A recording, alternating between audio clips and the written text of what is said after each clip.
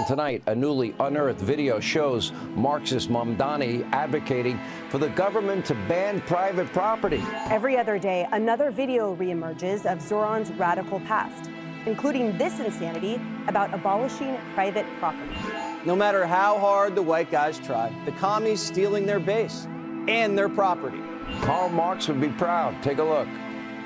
Would life be better if we just abolished private property and transformed our society into a more collective, egalitarian one? I think it probably would be better. That's not what my platform is, that I'm saying to abolish it. The system has hundreds of thousands of people unhoused, right? For what? Are prisons obsolete? Whew. Coming through with the quotes, coming through with the titles of the books. I have to read that, actually. I haven't read that as yet. But I think that, frankly, I mean, what purpose do they serve? Right. So take note, comrades out there. When someone tells you who they are, believe them. And that brings us to the point where we are right now.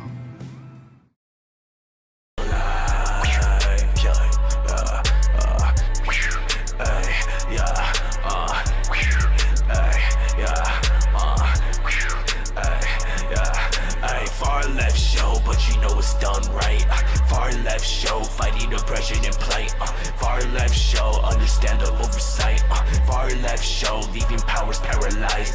Far left show, but you know it's done right. Far left show, fighting oppression and plight. Far left show, understand the oversight. Far left show, leave the powers paralyzed. Ay, far left show, but you know it's done right. Ay, far left show, fighting oppression and plight. Ay, far left show, understand the oversight. Ay, far left show, find the powers paralyzed.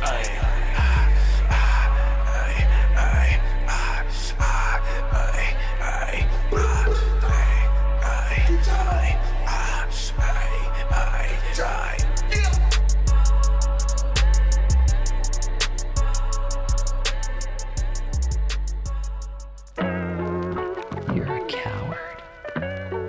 Face your shit. This will haunt you forever unless you change. I'll make sure of it. You are an idiot. Your past will follow you if you do nothing to change it. Kill your ego. Your career, life, and relationships will advance. This is for the best. Your addictions, mommy issues, and narcissism will ruin you and your reputation, even at Columbia. If you want a good life, money, and a woman who understands your past and stays despite it, show up that way to deserve it. You are the only one to blame, but out of respect for the person who asked me to stop reaching out to her and you, I will. Show people you've changed.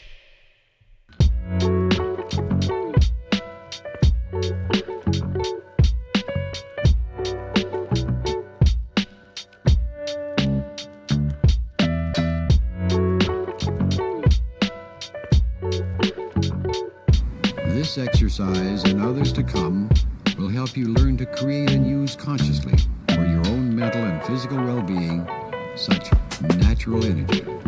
You will learn to perceive it, to tune it, to focus it, to direct it whenever and wherever you so desire.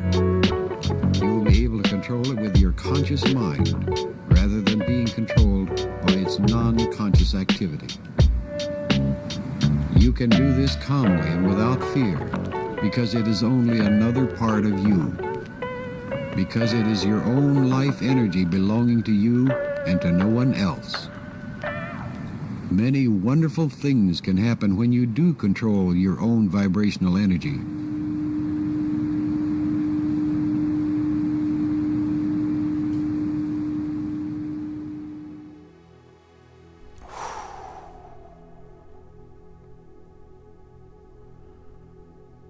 All right, guys. Are we ready to do this? I don't know if I am, though. Let's go.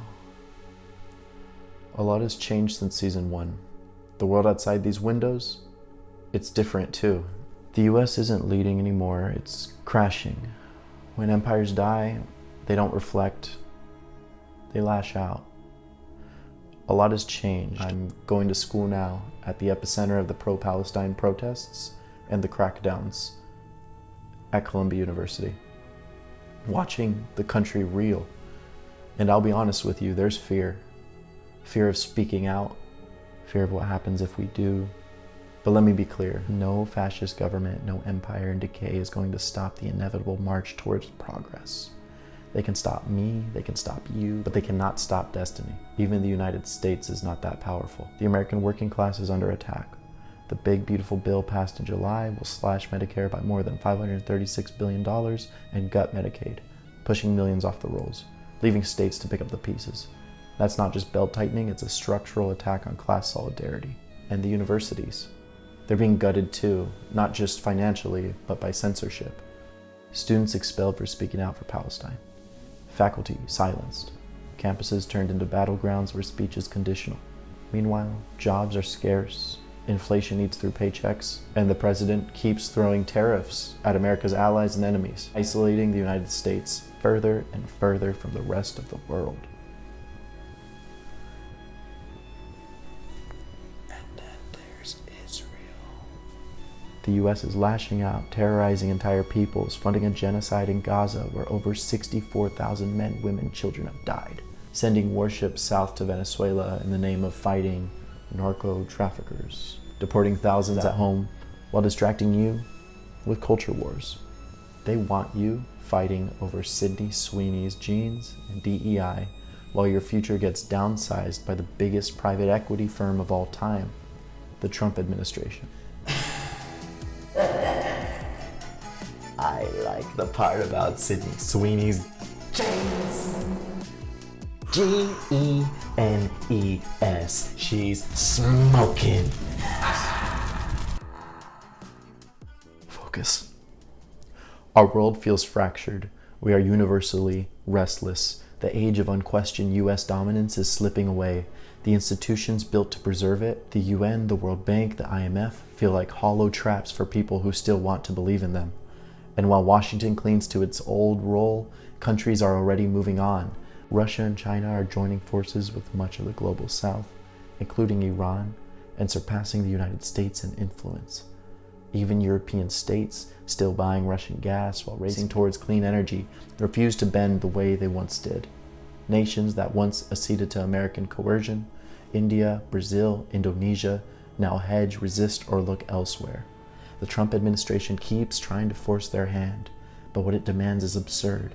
So the question is not ideology, it's survival. Here at home, do we move towards Zohran Mamdani's vision, the AOC Bernie-style reform to preserve some form of capitalism? Or do we let ultra-capitalism under Trump keep eroding everything, creating the conditions for mass revolution?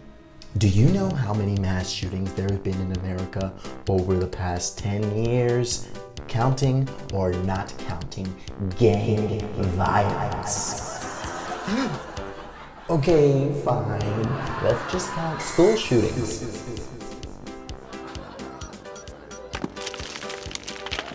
Enough sighs and detours. As I wrote long ago, the theory of the communists may be summed up in the single sentence: abolition of private property. If this show is to live again, it must be to proclaim that truth, not to whisper it.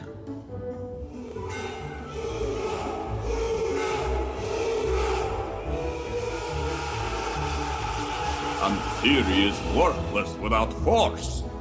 To abolish private property, you must not only speak Jejava, you must fight, organize, and strike. Stop brooding. Start leading. Okay, I'm gonna need some level of calm to get me through this.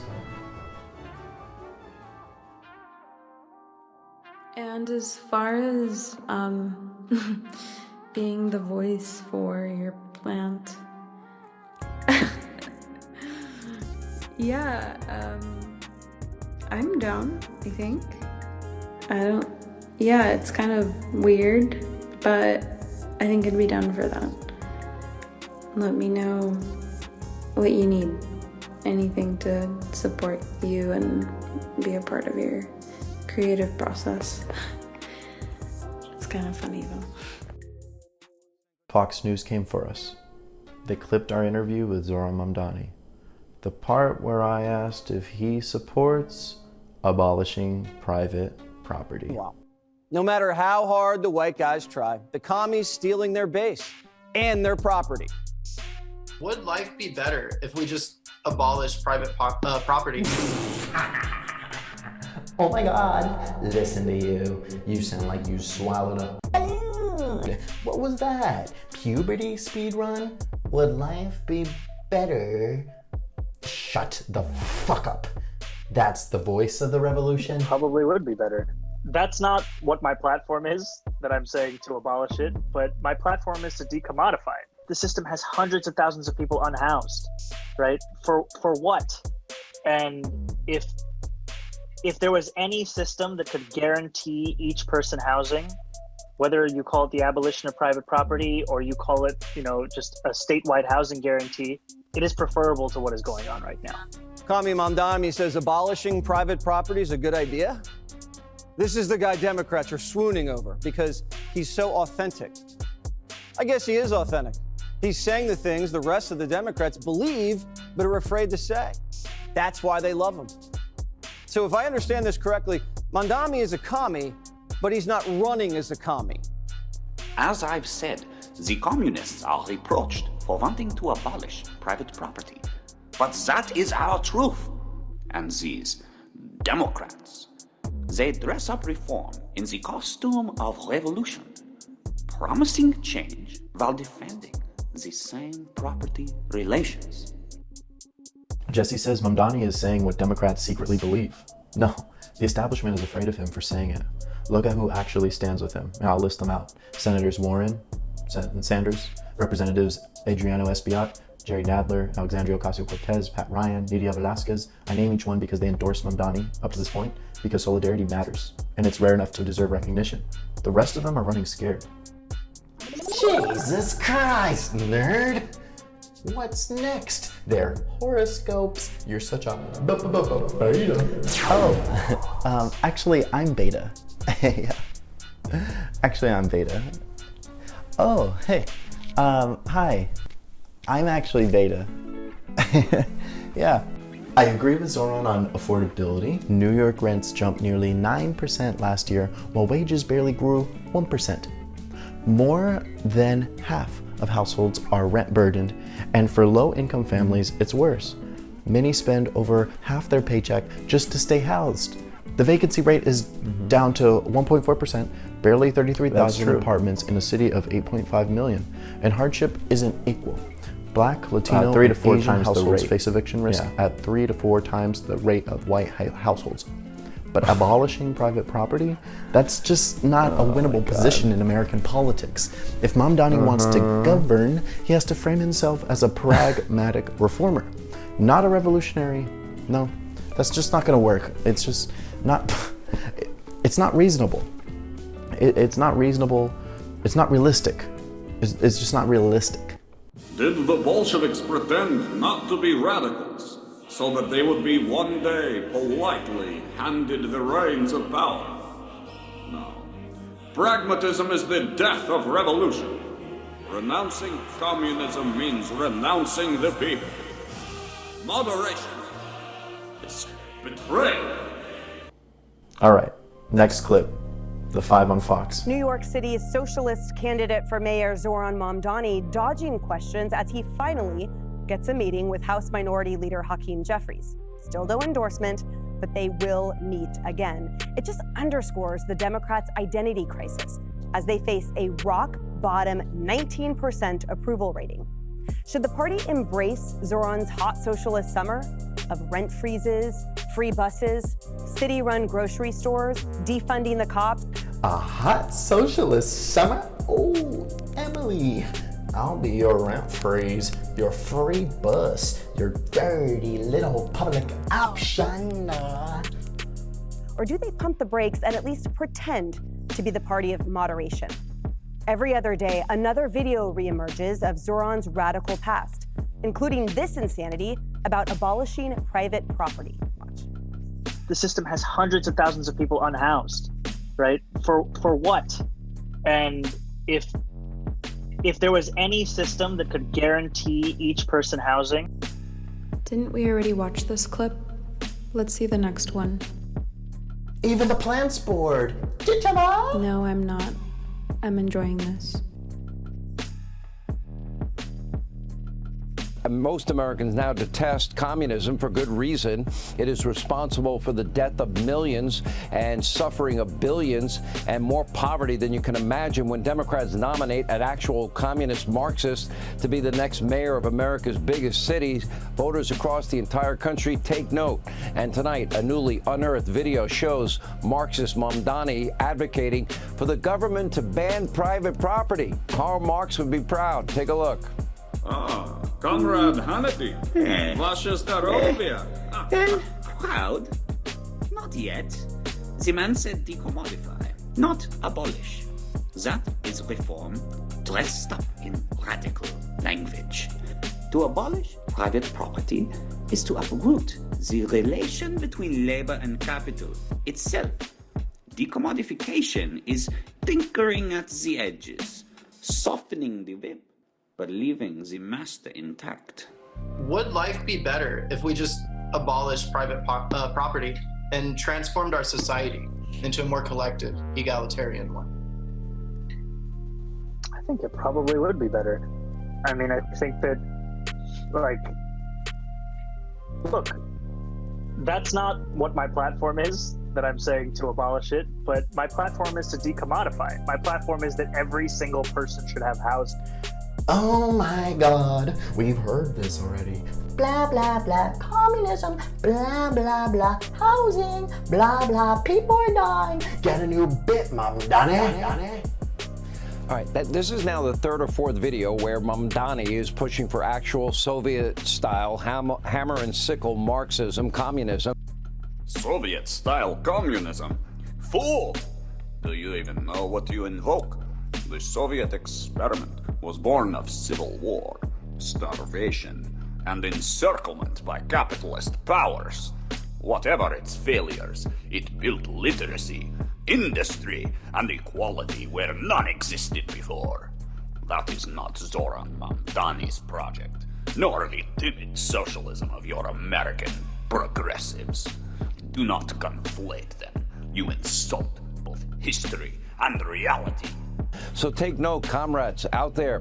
When someone tells you who they are, believe them. Make no mistake, Mamdani's extremism, it knows no bounds. In fact, in the very same interview, Mamdani even questioned the purpose of prisons. What? Take a look. Are prisons obsolete? Whew. Coming through with the quotes, coming through with the titles of the books. I have to read that, actually. I haven't read that as yet. But I think that, frankly, I mean, what purpose do they serve? Right. I think we have to ask ourselves that, which is that, I think a lot of people who defend the carceral state, they defend the idea of it and the way it makes them feel. They're not defending the reality of it and the practices that are part and parcel of it. Now, what purpose could they actually serve? Maybe keeping violent offenders, murderers, rapists, other violent criminals away from peace-loving Americans so they have law and order and safety and security for themselves, their children. Just a thought. And now couple Mamdani's prison ban with his call to defund the police and send in the social workers to violent crime scenes. Sir, are you threatening to kill all these people? Is it because of something that might have happened in your childhood? I don't think that's going to work. Mamdani is scary. Sean Hannity just proved Mamdani's point. They defend the idea of the carceral state because it makes them feel safe, not because it works. In reality, the United States cages nearly 2 million people, many of them children, locked away in juvenile detention facilities. That is a violation of human rights. We can't keep throwing people behind bars without addressing the root causes: poverty, alcohol dependency, mental health crises, the alienation bred by capitalism. These aren't solved by cops with guns drawn, they're solved by social workers and community care. But instead, we've seen police kill people in mental health crisis after mental health crisis. Names like Deborah Danner in New York, Walter Wallace Jr. in Philadelphia. Families call for help, and they get bullets instead. Hannity would rather defend the feeling of order than confront the failure of the system itself. And more. Global Intifada. It's time. Let's start with Sean. Make him a Muslim. Move on to the next white neighborhood. Convert them to Muslims. And just keep going until... Habibi! New York City is haram. Rent's haram. Pizza's haram. The pigeons are haram. The whole place is haram. Time for a change. But the halal cards, they can stay. ICE wouldn't dare raid those guys. Even they need lunch. Hold on, guys. Is every episode of this show going to be calling for revolution? Is this really what we want to represent ourselves as we're not looking? Don't you think JP Morgan might have a tough time wanting to hire us with this digital footprint? Lock him up. Lock him up. We are living in a new era of misinformation warfare. AI can fake any face, any voice, any truth, and the fascist capitalists in power are already weaponizing it. They've declared anti-fascism itself a form of terrorism, twisting resistance into a crime. That's why we have to start small again, organizing at the interpersonal level, building solidarity where they cannot erase it. And let me be clear, this show is not calling for a violent revolution. What I'm offering is analysis, connection, and inspiration for those looking for new ways to engage with the public and with each other. So thank you, Fox News. You gave me the push to sit back down in this chair. You reminded me why this show has to exist. Let's see how long it takes before you get Jimmy Kimmeled. One slip, one joke, and poof! Lights out, baby. Lights out.